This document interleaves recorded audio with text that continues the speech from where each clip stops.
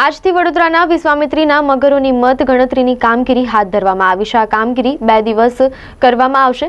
સાથે જ આ મગરોની ગણતરીની કામગીરી વન્ય પર્યાવરણ દ્વારા સ્થાપેલા ગીર ફાઉન્ડેશન ગાંધીનગરને સોંપવામાં આવી છે। 2 કાઉન્ટિંગ અને નાઇટ કાઉન્ટિંગ દ્વારા મગરોની ગણતરી કરવામાં આવશે। સવારે 9 થી બપોરના 1 કલાકે જ્યારે રાત્રે 8 થી 11 કલાકે આ ગણતરી કરવામાં આવશે। મગર ગણતરી દરમિયાન ફોટોગ્રાફી, ડ્રોન તથા વિડીયોગ્રાફી પણ કરવામાં આવશે। અગાઉ વર્ષ 2019માં મગરોની ગણતરી હાથ ધરવામાં આવી હતી। મગર ગણતરી માટે વોલેન્ટિયર્સને 1 દિવસની તાલીમ આપવામાં આવી છે। વડોદરામાં વેમાલીથી તલસટ ગામ સુધી 25 થી 27 કિલોમીટર વિસ્તારમાં મગરની વસ્તી ગણતરી થશે। મગર ગણતરી માટે 27 જેટલી ટીમો કાર્યરત રહેશે। 1 કિલોમીટર દીઠ એક ટીમ મગરની ગણતરી કરશે। ગત વરસાદના સમયમાં જ્યારે વડોદરા શહેરે ભયાનક પૂરના પરિસ્થિતિનો સામનો કર્યો ત્યારે ગુજરાત રાજ્યના મૃદુ અને મક્કમ મુખ્યમંત્રી શ્રી ભૂપેન્દ્રભાઈ પટેલ સાહેબ દ્વારા એમના સ્પોન્ટેનિયસલી વાત કરી કે આવતા વખતથી વડોદરામાં પૂર નહીં આવે અને તેના માટે 24 કલાકની અંદર જ તેમને કેન્દ્ર સરકારના અને રાજ્ય સરકારના એવા ટેકનોક્રેટ અધિકારી કે જેમને આ વિષયની આખી એક્સપર્ટાઇઝ, જેમ આપે રાઇટલી કીધું કે 10-15 વર્ષ પહેલાં જ્યારે 2010માં વડોદરા શહેરના ગોલ્ડન ગોલમાં આ વિશ્વામિત્રી નવસર્જનનો હેતુ લીધેલો હતો અને ત્યારે તત્કાલીન મુખ્યમંત્રીને હાલના વડાપ્રધાન શ્રી નરેન્દ્રભાઈ મોદીજી દ્વારા આ વિષયમાં ત્યારે પણ નવલાવાલા સાહેબને હેડ બનાવ્યા હતા અને આજે પણ જ્યારે એમને હેડ બનાવવામાં આવ્યા છે અને જે કમિટી કામ કરી રહી છે આ વખતના કમિટી દ્વારા જે સૂચનો આપવામાં આવ્યા છે તેની કામકાજ કરવાની શરૂઆત થઈ ચૂકી છે। રાજ્ય સરકારની વન વિભાગની પરવાનગી આવી ચૂકી છે અને 1-2 દિવસમાં ભારત સરકારની વાઇલ્ડ લાઇફ માટેની પણ પરવાનગી આવશે।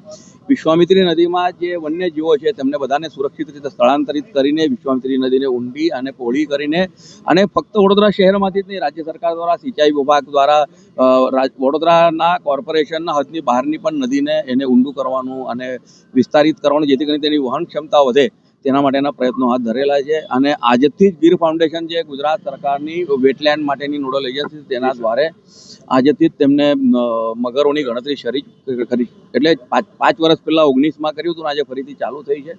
મગરોની ગણતરી કરવાથી એક જે ફાયદો થશે એ વન્યજીવોને, વાઇલ્ડ લાઈફને બચાવવાની સાથે સાથે તેમને રિસ્ટોર કરીને તેમને સારી રીતે આપણે એક વાતાવરણ પૂરું કરી શકીએ તેના માટેની આ પહેલ છે। ખરેખર અભિનંદન અને ગૌરવને પાત્ર। ગીર ફાઉન્ડેશન દ્વારા આજથી મગરની ગણતરી છે, એટલે વિવિધ ગીર ફાઉન્ડેશન અને વિવિધ લોકોને સાથે રાખીને લોકો મગરની ગણતરી એક્સપર્ટને રાખી અને કરી રહ્યા છે અને એ મગરની ગણતરી થાય એટલે પ્રોપર કોકવાર એને રેસ્ક્યુ કરવાના થાય અથવા તો શિફ્ટ કરવાના થાય અથવા એમને સેફ સ્થળે લેવાના થાય। આગામી સમયમાં જે વિશ્વામિત્રી ડિસલ્ટિંગ થવાનું છે એમાં ખૂબ જ કામ લાગશે અને ઝડપથી એ લોકો વિધિન 3-4 ડેઝે કરવાના। 5 વર્ષ પછી આ મગર કાઉન્ટિંગ લીધી છે હાથમાં।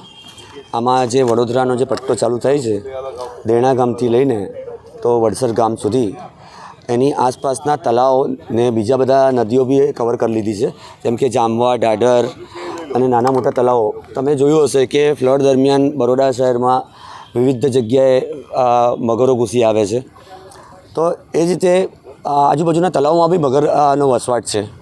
જે કૃત્રિમ તળાવો કહો કે જે કુદરતી તળાવો છે એમાં બી મગર ઘસી આવે છે, એટલે બધી જગ્યાએ એક સાથે કાઉન્ટિંગ લીધું છે।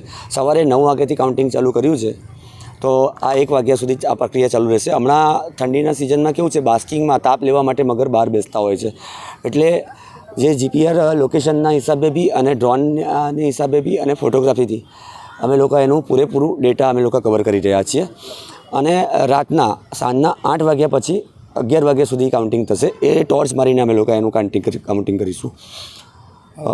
કેટલી અત્યાર સુધી એપ્રોક્સ ગણવામાં એવી રીતે નહીં થાય, પૂરેપૂરું જ્યારે બધા અલગ અલગ ઝોનમાં અલગ અલગ ટીમ છે એ બધા મળીને કાલે મિટિંગ કરશે, એના પછી આંકડો ખબર પડશે સર। કેટલી ટીમો બનાવવામાં આવી છે? લગભગ 9-10 બરોડાને અંદર 9-10 ઝોન પડ્યા છે, તો એમાં અલગ અલગ બધી ટીમો છે ને એવું નથી કે ખાલી એક જ કોઈ ટીમ છે, અલગ અલગ એનજીઓ બી છે, ગીર ફાઉન્ડેશન છે, ફોરેસ્ટ ડિપાર્ટમેન્ટ છે, કોર્પોરેશન છે, બધા સાથે મળીને આ કાઉન્ટિંગ કરી રહ્યા છે। મગરની સાથે સાથે જેટલા બી વન્યજીવ વિશ્વામિત્રીની આસપાસ વસે છે એનું બી કાઉન્ટિંગ ચાલુ છે સર। આ રૂટીન પ્રક્રિયા છે ફોરેસ્ટની। દર 5 વર્ષે ક્રોકોડાઇલનું કાઉન્ટિંગ થતું હોય છે, 2015, 20, હવે આ 25, હવે 2030માં થશે। આ વખતે આ લોકોએ ડાયરેક્ટ ગીર ફાઉન્ડેશનને આપી દીધું છે કોન્ટ્રાક્ટ। તમે જોશો કે જે વોલિયન્ટિયર છે વડોદરાના લોકલ છોકરાઓ એ જ ગણતરી કરી રહ્યા છે। ગીર ફાઉન્ડેશનના 15 જ વોલિયન્ટિયર છે, એટલે આ બધી કોન્ટ્રાક્ટ સિસ્ટમ ને એજન્સી સિસ્ટમ ચાલે છે। કામ કરી રહ્યા છે વડોદરાના છોકરાઓ જ, પણ એમની કોઈ ગણતરી નથી, એમને કોઈ ક્રેડિટ નથી. આ ક્રેડિટ ફોરેસ્ટને ગ્રીન ફાઉન્ડેશનને જશે. આ મગર એક પેપર ફોર્માલિટી છે એમની.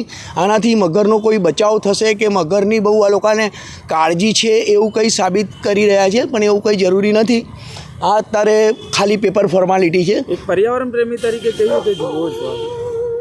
મેં તમને કીધું ને, એક ફોર્માલિટી છે. આ રીતે કાઉન્ટિંગ કરે છે, આ એપ્રોક્સલી મગર ગણાય.